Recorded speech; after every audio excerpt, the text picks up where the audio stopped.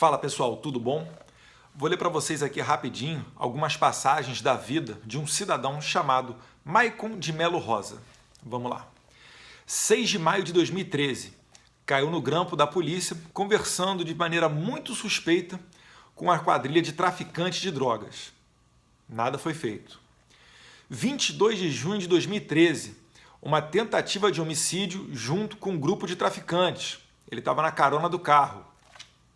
Nada foi feito. 4 de agosto de 2013, mata a tiros um advogado e responde o processo em liberdade. 3 de outubro de 2014, é abordado pela polícia com outro criminoso e esse criminoso armado. Sabe o que foi feito? Nada. O Maicon entrou no processo como testemunha. Adiante. 4 de novembro de 2014, é preso em flagrante com arma e mais um comparsa. Aí não teve jeito, aí ele foi preso. Isso porque está em 2014, porque se fosse atualmente, ele poderia receber o benefício da liberdade através da chamada audiência de custódia. Pois bem, no ano seguinte, em 29 de dezembro de 2015, ele foi condenado por um roubo que ele cometeu lá atrás e que eu nem cheguei a narrar aqui para vocês. Ele foi condenado a 5 anos em regime semiaberto. Leia-se, ele não ficou trancafiado longe da sociedade. E foi roubo à mão armada, tá? Ato contínuo, dia 10 de junho de 2016, ele recebe uma tornozeleira eletrônica, porque tudo que ele praticou até aquele momento não foi suficiente para deixá-lo encarcerado. No dia 24 de junho, no mesmo mês que ele recebeu a tornozeleira eletrônica, ele não se apresentou à justiça e foi dado como foragido. Pois bem, ele se apresentou alguns dias depois na justiça e aí começa ele a cagar para a justiça e a justiça pouco se lixando para ele também, engolindo todo esse desrespeito e acaba que o Maicon ele se apresenta na polícia ou na justiça quando ele bem entender e não na data que o juiz determinar para ele. O que ocorre, meus caros?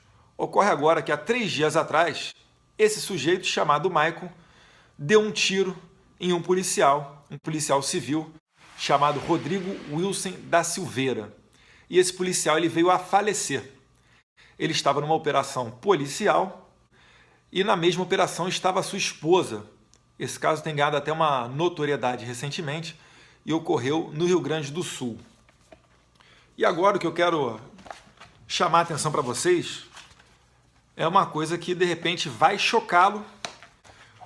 O livro Bandidolatria e Democídio, inclusive de 2 promotores do Rio Grande do Sul, um excelentíssimo livro.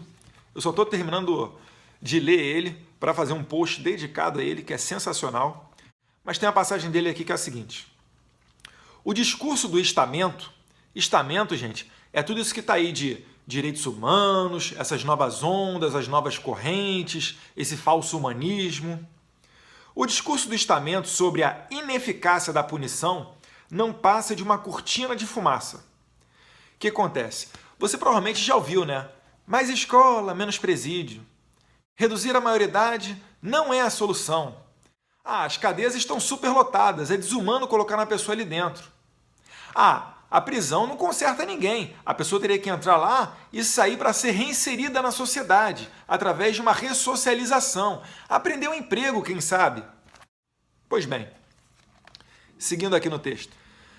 O discurso do estamento sobre a ineficácia da punição não passa de uma cortina de fumaça para esconder outra convicção ainda inconfessável. Ou seja, esse discursinho bonitinho do mais escolas, menos presídios, ele, na verdade, é só uma cortina de fumaça, porque eles ainda não podem dizer a real intenção deles. E qual é a real intenção deles? É que eles, os progressistas, os revolucionários, o pessoal da esquerda, eles não acreditam na própria necessidade da punição, pois descrê da existência de valores transcendentais e até mesmo das noções de bem e justiça, que não passariam de um mero preconceito burguês. Então, esse tipo de pessoa, eles entendem que não existe o certo e errado. Isso daí é uma construção social imposta pela burguesia para fazer com que o sistema flua de maneira que a burguesia e as elites se mantenham no poder. É por isso que eles precisam de uma polícia opressora, para oprimir todas as vozes dissidentes e colocar a pessoa no caminho certo do sistema. Assim pensam esses retardados mentais. Não está acreditando? Vamos lá. Antigamente, a escola ela servia para quê? Para ensinar. Hoje em dia, nós temos a pátria educadora. Então, o papel da escola é educar. Guarda isso, educar. Você também já ouviu falar que o preso não é mais o presidiário. Ele agora é um reeducando.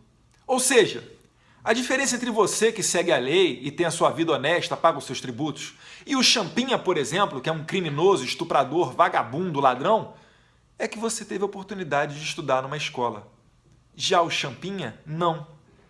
Então, a sociedade que não deu as mesmas oportunidades para você e para o Champinha é que é a culpada pela existência do Champinha, porque o sistema acaba por marginalizar aquele criminoso. Pegou um pouquinho da ideia do que eu estou falando? Então aqui, ó, a sociedade é delinquente por ter negado oportunidades ao criminoso. A polícia é um bando de criminosos que coloca o sujeito para seguir no sistema. E assim, associado à inutilidade da pena, onde o preso acaba sendo um reeducando, nós temos a nossa ineficácia penal. Então, pessoal, está tudo ocorrendo exatamente como eles, progressistas, revolucionários da esquerda, pensam. Eu não vou generalizar e falar que todo mundo da esquerda pensa dessa maneira. Pode ser que exista ali um ou outro mais ingênuo, digamos assim. Mas a galera do alto escalão pensa assim. É por isso que você vê o Partido Comunista do Brasil enviando pessoas para a Coreia do Norte, que é o sistema ideal deles. Na cabeça desse tipo de pessoa, o caos é a violência revolucionária. É um estágio necessário para um futuro próspero, onde todos serão iguais e onde o Estado controlará a tudo e todos.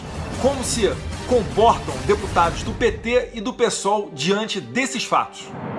Fazemos aqui uma saudação muito carinhosa, muito fraterna a vocês, ao povo da Venezuela, a todos aqueles que constroem a Revolução Bolivariana, que o exemplo de Hugo Chávez, que o exemplo de Simão Bolívar venha nos inspirar diariamente. Estamos juntos com o povo da Venezuela, na luta pela sua soberania.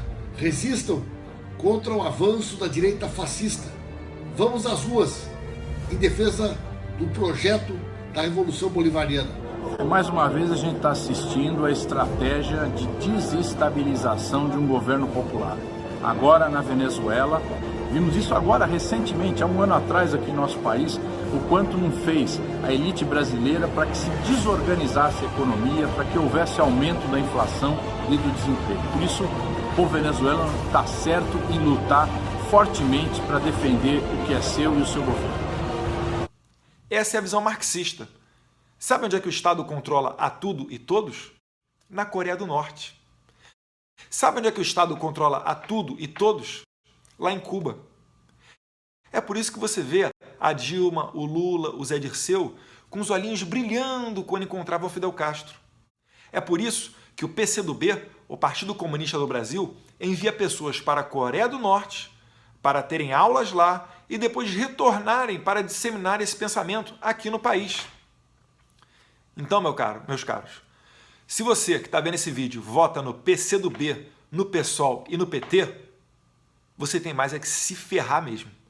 Você não pode reclamar da nossa realidade, porque você, daqui a pouquinho, vai ser mais um lá com a plaquinha, né? Mais escolas, menos prisão.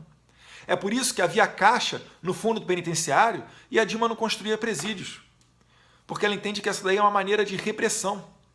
É por isso que se você ler o mini manual de guerrilha do Carlos Marighella, que foi seguido à risca por Guxiquem, Dilma, Zé Dirceu e tantos outros ditos combatentes da ditadura, você vai ver ali que eles querem essa violência revolucionária, que eles precisam apenas transformar o traficante, o latrocida, pegar essa violência deles e aproveitar e canalizar numa revolução. beleza?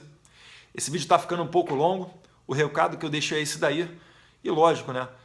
O meu sentimento de pesar, a família do policial falecido, eu não consigo nem imaginar como é que a esposa dele está lidando com esse trauma hoje em dia, e pode ter a mais absoluta certeza que os direitos humanos não estão nesse momento assessorando ela juridicamente, vendo se ela tem direito a uma pensão, ou psicologicamente, para ver se ela está bem no seu estado emocional, e tampouco no seu enterro. É muito raro o comparecimento de uma autoridade para minimamente confortar, né? Para dizer que ali é o Estado falindo.